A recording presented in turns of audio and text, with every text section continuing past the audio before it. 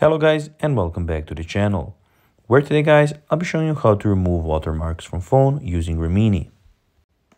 Now guys, the first thing that you of course need to do is go to the Google Play Store or the App Store, whichever you have, and download the Remini application. Now when you did that, you can then just go and log into your profile. But guys, if you do not have one, you can always go and register to the Remini application.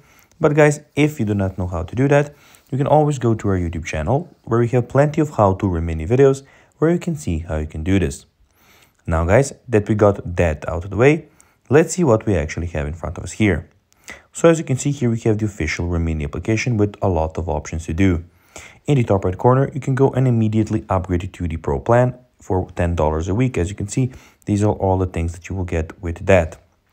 Also, you can go to the settings where you can share with your social medias. You can get the help center, the general, and everything about your profile in particular. Then here, as you can see, you have the photos and videos, and you can go and import your photos if you would like. Also, you can go and click on enhance down there in the bottom right left corner. You have AI photos where you can go and check out those. We have the AI filters where you can go and pick up from a lot of AI filters.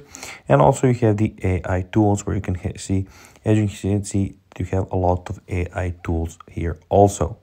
Now guys, let's see how you can actually go and remove watermarks from photos in Remini.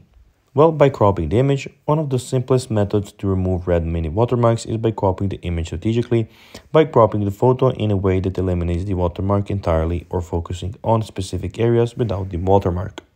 So guys, that will be everything for this video. I hope that you found this video informative. If you did, don't forget to like this video, share it, subscribe to the channel and put the notifications. And guys, as always, I'll be seeing you in the next video. Bye guys.